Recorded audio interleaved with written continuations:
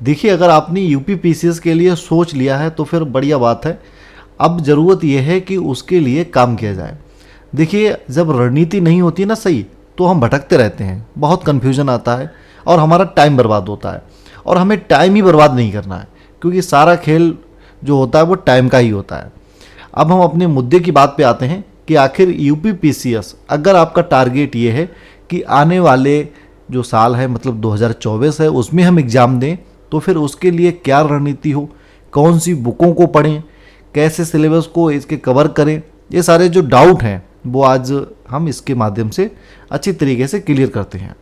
देखिए, ज़्यादा की बातें नहीं करके मैं सीधे मेन पॉइंट पे आता हूँ कि आखिर एग्ज़ाम के हिसाब से यूपीपीएससी ने जो अपना सिलेबस दिया है उसके अकॉर्डिंग, और अभी तक के जो यूपीपीएससी के द्वारा यूपीपीसीएस का जो भी प्रीवियस ईयर के क्वेश्चन पेपर हैं उनको एनालिसिस करने के बाद मैं आपको एक सही बुक लिस्ट बताऊंगा, जिसके माध्यम से अगर आप अपनी तैयारी करते हैं तो यकीन मानो एक अच्छी लेवल पर तैयारी होगी और एग्ज़ाम में भी आप ज़रूर सफल होंगे। सबसे पहले हम इसमें एक चीज़ पे देख लेते हैं कि आखिर इसका, एक बार ये देखें कि इसका एग्ज़ाम पैटर्न कैसा है, इसका प्रोसेस क्या है। ये तो आप लगभग जानती होंगे, फिर भी एक बार हम रिवीजन कर लेते हैं, एक बार फिर से समझ लेते हैं। यूपीपीसीएस का यूपीएससी के तरह 3 स्टेप में बटा होता है। पहला स्टेप होता है प्रीलिम्स एग्जाम, दूसरा स्टेप होता है इसका मेंस एग्जाम, और तीसरा स्टेप होता है इसका इंटरव्यू, जिसे पर्सनालिटी टेस्ट भी बोलते हैं। सबसे पहले हम बात करते हैं प्रीलिम्स एग्जाम की। प्रीलिम्स एग्जाम के 2 पेपर होते हैं, एक होता है 150 मार्क्स का, एक होता है 100 मार्क्स का। और इसके अलावा इसमें मेंस जो होता है उसमें टोटल 8 पेपर होते हैं। 6 जीएस के पेपर होते हैं, एक हिंदी का होता है, एक ऐसे का होता है। इसके अलावा फिर इंटरव्यू आता है, इंटरव्यू आपका 100 मार्क्स का होता है। बाकी अगर आपको इसमें से कुछ नोट करना है तो आप इसमें से नोट कर सकते हैं, ऐसी कोई दिक्कत नहीं है। वीडियो को रोकिए, आप इसमें से नोट कर लें। बाकी हम इसके सीधे बुक लिस्ट के बारे में बात करेंगे, क्योंकि देखिए, किसी भी एग्जाम के लिए सबसे ज़्यादा ज़रूरी क्या होता है, वो होता है स्टडी मटेरियल। अगर आपके पास मटेरियल ही नहीं है, आपके पास बुक ही नहीं है, तो आप उसकी तैयारी कैसे करेंगे। देखिए, जैसे युद्ध लड़ने के लिए ना हथियार की ज़रूरत पड़ती है, ऐसी ये बुक्स और नोट्स मतलब स्टडी मटेरियल आपके एग्ज़ाम के लिए हथियार साबित होते हैं। और सही हथियारों का चयन करना भी ये आपकी ही सबसे बड़ी जिम्मेदारी है, और अगर ऐसा करते हैं तो उतनी ही चांसेस आपके ज़्यादा हो जाते हैं एग्ज़ाम में सफल होने के। अब हम सीधे बात करते हैं। पहला एक चीज़ मैं ज़रूर आपको कहूँगा कि देखिए, जिस दिन से भी आपको लगे कि आज से मैं तैयारी कर रहा हूँ, तो हमेशा ये चीज़ ज़रूर नोट करके रखें, इसको बिल्कुल भी इग्नोर मत करना कि प्रीवियस ईयर के जो क्वेश्चन पेपर हैं उनको अपने पास रखें। देखिए, अगर आपको पता नहीं है कहाँ से डाउनलोड होंगे, कैसे मिलेंगे, तो सिंपल आप मार्केट में चले जाएं, जहाँ पर यूपीपीसीएस से रिलेटेड बुक्स नोट्स वगैरह मिल जाते हैं। और नहीं मिल पा रहे हैं आपके आसपास, तो आप क्या करें, सिंपली सबसे पहले गूगल पर विजिट करें, गूगल पर डालें UPPCS previous year question paper. उसमें से कुछ कोचिंग इंस्टीट्यूट हैं हमारे इंडिया में, उनकी वेबसाइट आएंगी, तो उनकी वेबसाइट में जाके आप डाउनलोड कर सकते हैं, बहुत ईजी है। और फिर जब वो डाउनलोड हो जाए, फिर उसके बाद कैफ़े पे जाएं, वहाँ पर बताएं कि आपको कुछ प्रिंट कराना है, और फिर उनको प्रिंट करा लें।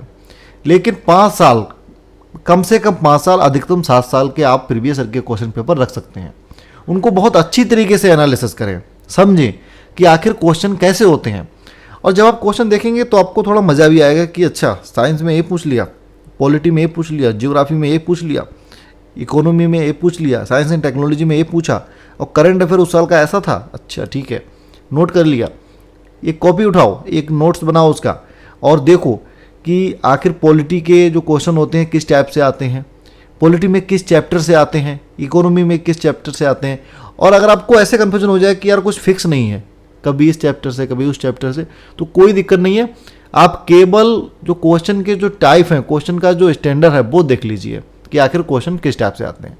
बाकी आपको कन्फ्यूजन में जाने की कोई ज़रूरत नहीं है, ठीक है। तो सबसे पहला आप काम करेंगे कि प्रीवियस ईयर के क्वेश्चन पेपर रखेंगे और यूपीपीएससी का सिलेबस रखेंगे। अब हम समझ लेते हैं बुक्स के बारे में। देखिए, जो मैं बुक्स बता रहा हूँ ये प्रीलिम्स और मेंस दोनों के लिए बता रहा हूँ, इसमें कोई डाउट नहीं रहना चाहिए।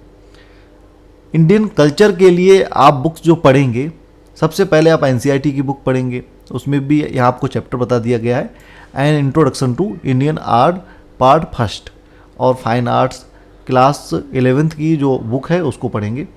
आप हिंदी में पढ़ना चाहें हिंदी में पढ़ें, इंग्लिश में पढ़ना चाहें इंग्लिश में पढ़ें, कोई ऐसा इशू नहीं है। आपका जो अपना मीडियम है उसमें पढ़ें, और बुकें ये दोनों में मिल जाएंगी। इसके अलावा आप एक स्टैंडर्ड बुक लें, Indian art and culture by Nitin संज्ञानिया।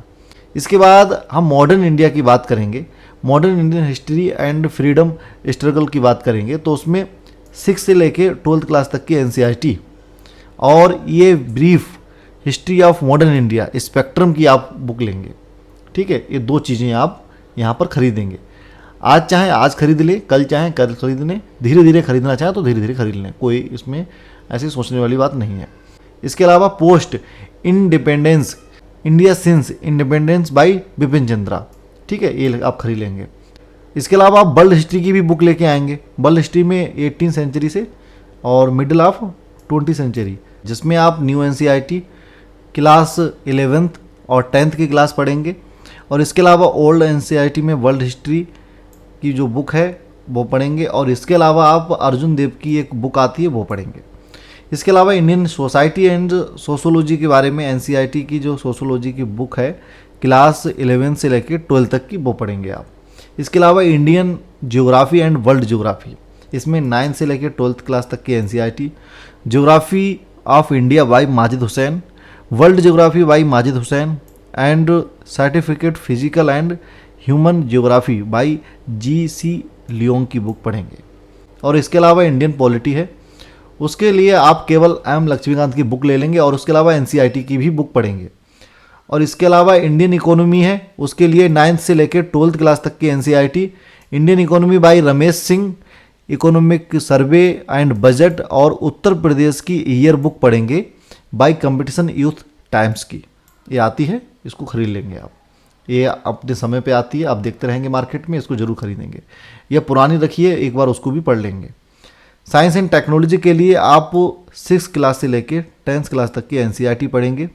इसमें साइंस में फिजिक्स और जो आपका केमिस्ट्री है और जो आपका बायोलॉजी है वो पढ़ेंगे। उसमें जो भी आपको ऐसा लगे जो साइंस एंड टेक्नोलॉजी का पार्ट है उसको आप एक बार रिवीजन करेंगे। और उसके अलावा सबसे मेन रहेगा आपका करंट अफेयर, और करंट अफेयर में जो भी साइंस एंड टेक्नोलॉजी से जुड़ा हुआ आए कोई भी, वो चीज़ आप नोट करेंगे। और इसके बाद आता है environment and ecology, environment by Shankar IAS and biology की जो 12th क्लास की बुक है, चैप्टर 14, 15 और 16 पढ़ेंगे आप। और इसके अलावा गवर्नमेंट जो स्कीम्स हैं उसमें आप योजना और कुरुक्षेत्र की मैगजीन पढ़ेंगे। और उसके अलावा डेली न्यूज़पेपर पढ़ेंगे और उसमें से कोई भी स्कीम के बारे में ऐसा आता है उसको नोट करेंगे और 2-4 बार उसको रिवीजन कर लेंगे। और एग्ज़ाम टाइम में भी उसको रिवीजन करेंगे जब आपका एग्ज़ाम होने वाला होगा।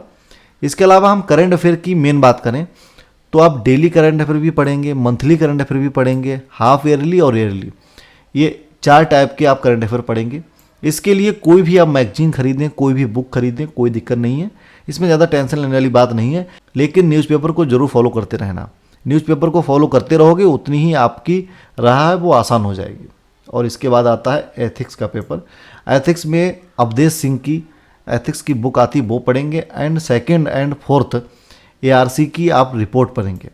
एडमिनिस्ट्रेटिव रिफॉर्म कमीशन की रिपोर्ट है, वह 2nd और 4th को अच्छी तरीके से समझेंगे, हिंदी में इंग्लिश दोनों में आपको मिल जाएगी मार्केट में। तो ये आपका था कि आपको एग्ज़ाम के लिए जो हथियार हैं वो कौन कौन से रखने हैं। और इसके अलावा जब आप 3-4 महीने पढ़ाई कर लेंगे तो थोड़ा सा अपने आप से भी एक नॉलेज मिलता है कि आखिर मुझे क्या कैसे पढ़ना है। लेकिन स्टार्टिंग में जब तक समझ में ना आए तब तक ये चीज़ें फॉलो करें, ये बुक्स फॉलो करें। और कहीं अगर आप कोचिंग लगाना चाहते हैं तो अच्छी बात है, कोचिंग भी लगा लें, तो फिर वहाँ पर जो नोट्स दिए जाएंगे उनको भी एक बार पढ़ें, समझें। और बाकी जो मैंने बुक्स बताई हैं इनको तो आप खरीद लें, इनको तो अपने पास रखना ही रखना है। नोट्स क्या होता है, एक शॉर्ट तरीका होता है, तो शॉर्ट तरीके से भी रिवीजन करें और इन बुकों को भी पढ़ें, आपकी तैयारी अच्छी होगी।